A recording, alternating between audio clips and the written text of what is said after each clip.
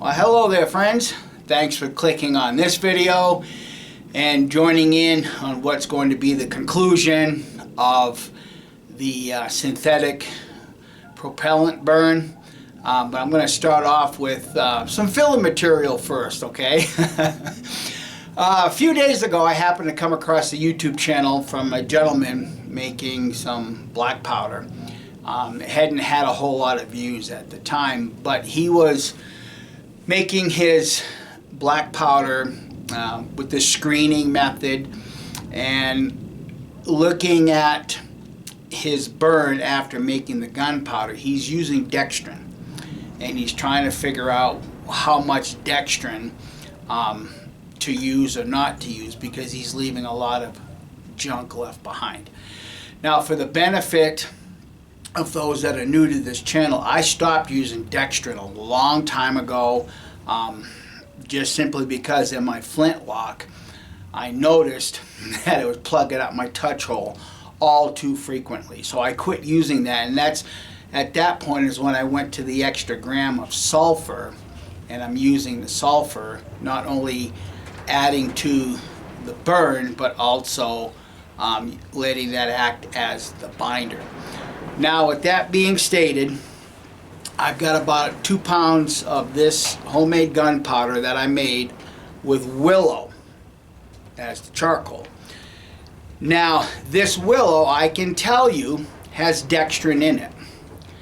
And what I had done is when I swapped over to pucking with a jack, bottle jack, that's when I took all of my screened willow, put it back in the ball mill, and ground it back to that powder.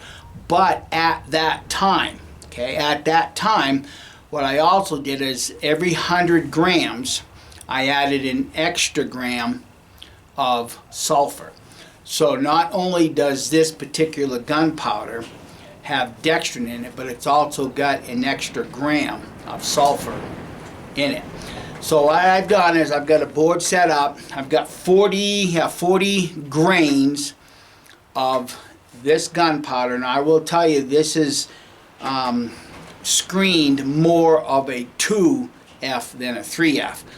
So I'm going to get the camera positioned, I'm going to burn it off, and we're going to look and see what's left behind for garbage.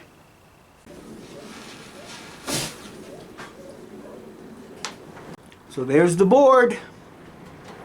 There's the burn, and you can see it's pretty darn clean. The white specks are completely at a minimal, and I'm not seeing any huge chunks of what some might consider dextrin left behind. So what I'm going to do, in all fairness, I'm going to get reset up, and I'm going to do the same burn on the tin plate.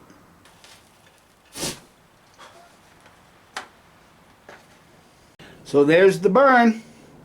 The tin plate, I will tell you, this little white speck right here, that's from the match head touching the tin plate. I think you guys can all appreciate that even with the dextrin, that's a pretty clean burn. So I'm going to get turned around, put the two side by side in a little better light, and then maybe you guys can judge for yourselves. So there's the board, and there's the tin plate. Now if you look at the tin plate, there is a little bit more smoke left behind, about like what my Juniper does, but you can see that there's no garbage left behind. I mean, whatever little particles are there are very, very, very minute. Same on the board. Now I would guess that would be the dextrin. So make up your own minds, judge for yourselves. My formula that I've been using is 75, 15, 11. And I seem to be getting consistently cleaner burning gunpowder. Now on to the next piece of filler. So in this particular piece of filler, I'm going to answer my own question. But before I get to that, that willow that you just saw burnt was actually pucked with this pucking die that I made, okay? Now I keep saying this is 1 inch, but it's actually 1 inch and 3/16, okay? And this was all pucked with that 12-ton jack. So I think, for the most part, you would agree that it's an efficient way of pucking that gunpowder, okay? Now, as I have mentioned previously in the previous video, I made myself a 1 inch pucking die. It's nothing more than just a military grade tie rod. Where I live here, back in the 40s and 50s, the U.S. military was doing maneuvers throughout the Manzano Mountains, and whenever they had a oops with a vehicle or something, they repaired it and just left the metal right there, and I've stumbled upon quite a bit of it. So I cut a piece of that off, ground it down to 1 inch, nothing more than just a regular piece of pipe, galvanized pipe, and this is what I'm using to make my pucks right now. But for me, this is just an experimental stage of everything, okay?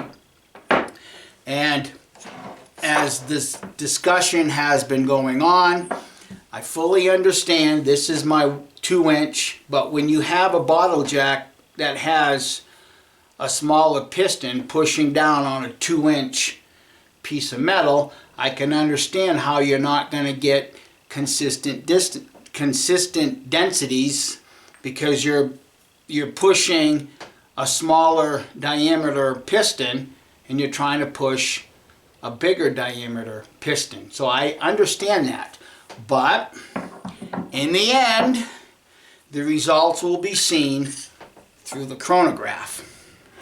And that's why I'm doing this, because I've been separating all this gunpowder that I've pucked with the 1 inch and 3/16, the 2 inch, and now the 1 inch. So one question that I'm going to answer right here that I asked previously, because the 1 inch is creating a much denser puck, when you go to grind it up, are you getting less 4F because it's denser? And some of the commenters have already thought ahead, and it's no, you're not going to get any less because of the denser gunpowder, and in particular, you know, the mechanism that I'm using. So I will tell you that I milled up 200 grams of my gunpowder with the Juniper as the charcoal. The first time I made pucks, so what I got was 33 pucks with varying thicknesses. And let me just jump in here real quick and change the battery, because it's actually cold today and it's taking its toll on the battery. Well, that's a little more gooder. Where was I? Oh yeah, my first use of this 1 inch pucking die, I got 33 pucks of varying thicknesses, because I didn't bother to weigh everything out on a spoon. I just kind of guessed what was going in there, okay? So I got it dried out. I'm putting everything in a dehydrator right now, because there's still a severe lack of sun right now in New Mexico. But anyhow, I got it dried, ground it up, put the 4F back into the ball mill, and I chose to do that this time because I just kind of wanted to see if it was gonna, you know, crush up as easily as it did prior to the pucking of it, and it obviously did. I didn't expect anything different. So I took that, once again, pucked it with a 1 inch die, and how many pucks did I make after that? Well, I got 2, 4, 6, 8, 10, 12. I got 13. And you can probably see, I hope, the very last one was very, very thin. I should have just thrown it into the one previous, but that's the one piece, and then of course everything else is varying in thicknesses. Okay, but I got 13. The point that I'm getting at is that what I've noted over the years, whether I use the 1 3/16 or the 2-inch, it appears that about half of that gunpowder that I grind up in my coffee grinder has to go back in and, you know, be reground or, you know, moistened up and then repucked. And that's really not much any different with what I've got right here using the 1-inch pucking die. It just appears about half of it has to go back in. Now, the one thing that I am doing just a tad bit different than before is that when I break up the pucks, and before I put it into my coffee grinder, I'm actually taking a little extra time and breaking the bigger pieces up into smaller pieces so that they'll go through the grinder a lot easier instead of just sitting on top and letting the mechanism, you know, make it smaller and create more 4F powder. So that might be the reason why I got 13 pucks this time around, whereas before typically I'd get about half. So for instance, with this 1 3/16, you know, if I get 18 pucks, varying thicknesses, I'll get about 9 to 10 that I have to repuck. And the same thing held true with this 2-inch pucking die. About half of it has to be returned. So anyhow, this is the filler material. Right now I'm looking at the pieces. It's not even been a week yet. I'm not observing really any rusting on anything other than probably, and I don't want to say rusting, I just want to say discoloration at this point with the Pyrodex. And the 777, I'm starting to get a little discoloration in it, but it's not been a full week yet. So anyhow, enough with this filler piece, and we'll catch you real shortly. So some of you might be curious, especially those that are new to this channel and or new to making homemade black powder, how I break up my pucks. Well, since I do flint knapping also, I use that same technique. Instead of going, you know, straight down, I kind of hit it at the end of the edges and kind of flake it off like I'm flint knapping.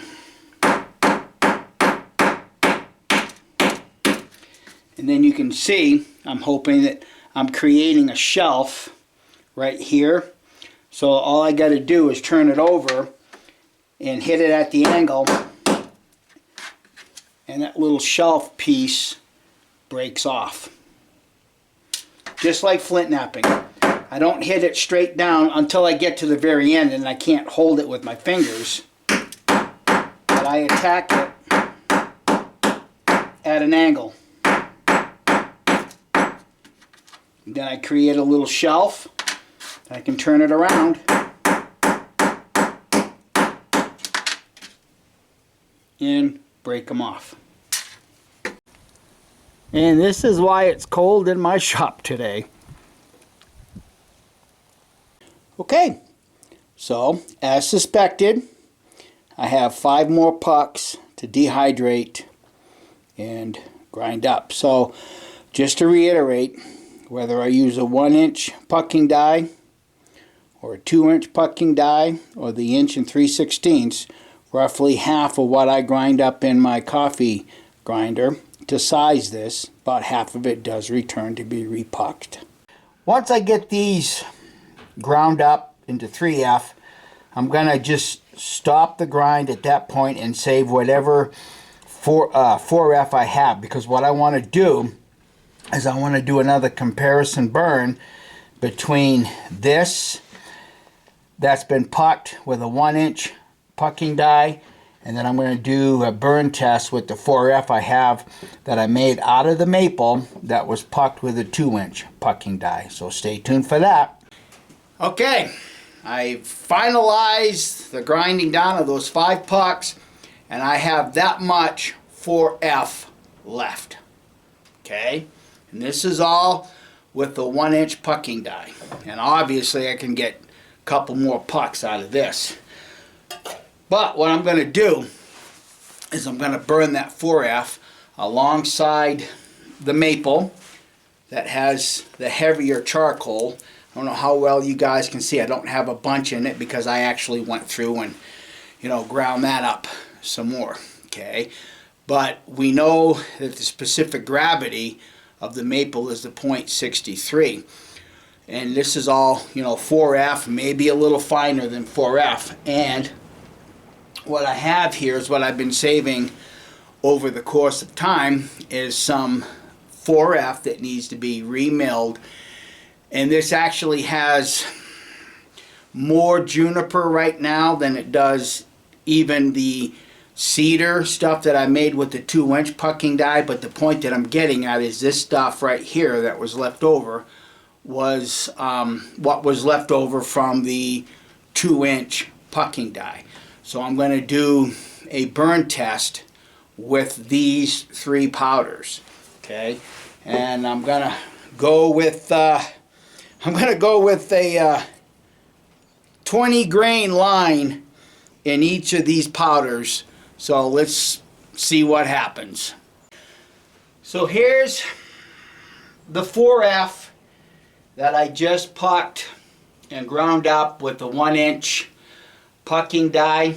Once I get these burns done, I'll give you guys a close-up of what the powder is so you can decide for yourself if this is more of a finer 4F or basically a true 4F. But let's see how it burns.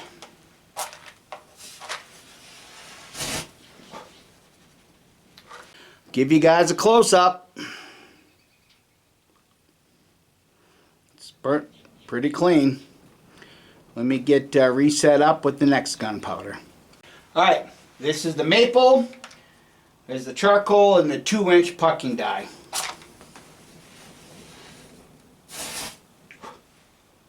That's actually slower, but I would contribute that to the heavier charcoal. Let me give you a close-up of the board.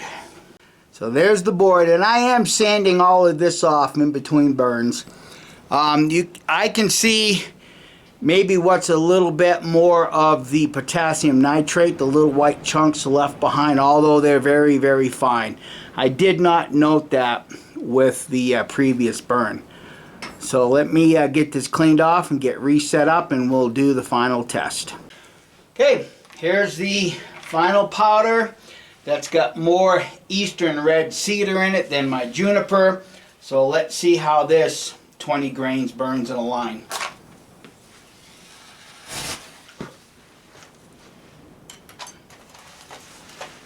I would say that was pretty comparable to the maple, but you guys decide for yourself. Let me get you a close-up of the burn. So there's the burn.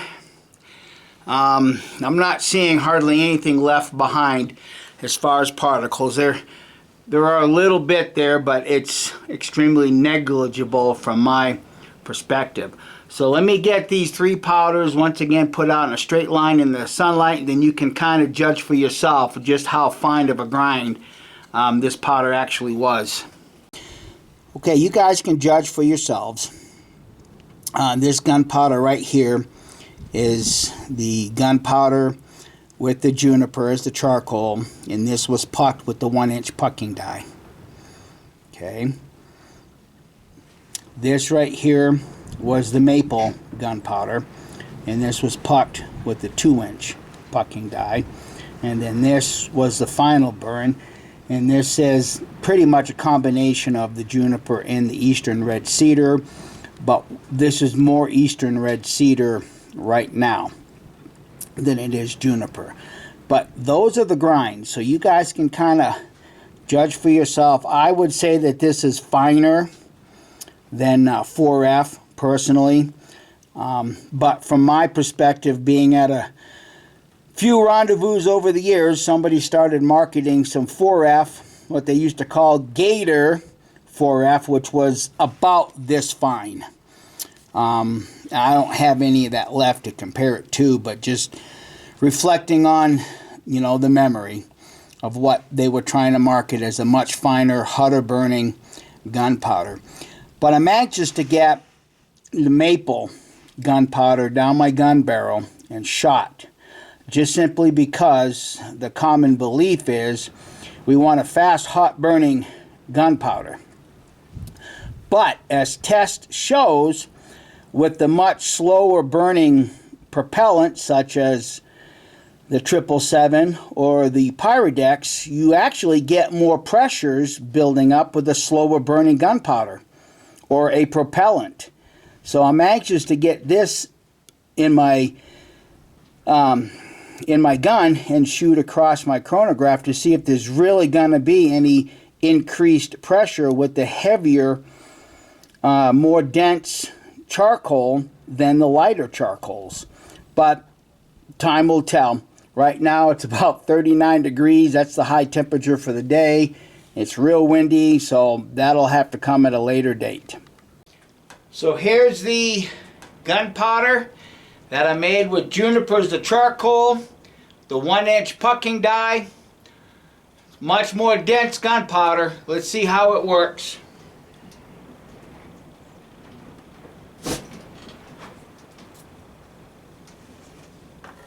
About as fast as everything else. There's the board. It's pretty clean. Let me burn this on the tin plate and we'll see how it looks. And I am burning 30 grains.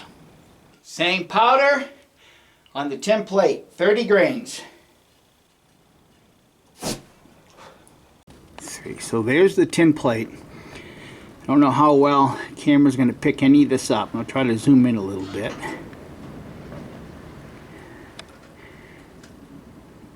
I don't know if you guys can see them, but there are little tiny white flakes still left behind. They are smaller, but there again is that because I compact or I tumble my gunpowder for at least 30 hours, or is this actually a direct result of using a 1-inch pucking die? I guess when I get out to shoot this through the chronograph, that'll be the true answer to the question. So there we have it. It's been a week already, and I'm not really seeing any evidence of any rusting. And there again, it's been inside this building out of the direct ambient temperatures. You know, sort of like if you shot your gun and you put it in the closet and forgot about it for at least a week. I'm not seeing anything that's corroding, at least right here. I'm going to give it another week and then we'll clean them up and assess it at that point in time. There's the Pyrodex. There's my gunpowder with the Juniper. There's the 777. And there's the Schutzen. And as you can see, you can still see all the little white specks, which in my very strong opinion would be the potassium nitrate, at least on the true black powder. I'm given to understand that the Pyrodex and the 777 is made with sugar. Probably spend some time here in the near future and do a little bit more research on that. I do know that there are some gunpowders that can be made with sugar. That's the reason why a while back I decided to make some of my gunpowder with sugar maple, thinking that the sugar in the maple would make a much better gunpowder. Alright, let's set these aside and give it another week. Well, we've come to the end of this little experiment. It's been 2 weeks and 2 days, and you're probably all anxious to see how these bare metals fared in the rusting process as they remained in my other shop. Well, first of all, here's the Pyrodex. Hopefully you guys can see, and the camera's focusing. You can see some discoloration starting to happen. And this really didn't start till about a week and a half, so this just barely started doing this. That's the Pyrodex. Here's the 777. Yeah, it's a little breezy out here. But as you can see, there's no discoloration or anything starting with the 777. What about the Schutzen? Same thing with the Schutzen. No discoloration. No rust starting from what I can see. And if you can still see those little white spots, I still think that that's the potassium nitrate that's being left behind. How about my Juniper? No rusting. No discoloration that I can see. I'm going to clean these up here in just a minute. I've got my solution already pre-made.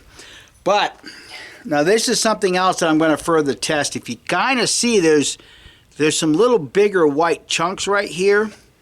And I've got some gunpowder already made and separated.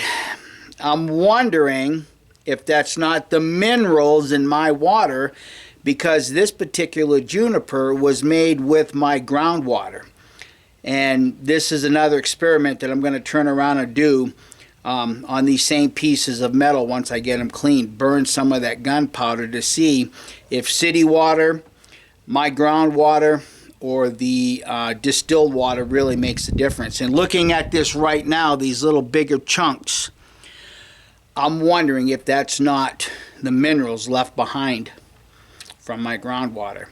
Alright, so I'm going to get these cleaned off and we'll inspect them closer. So I got them cleaned. Like last time, I let my cleaning solution set for about a minute and then just kind of wiped everything off.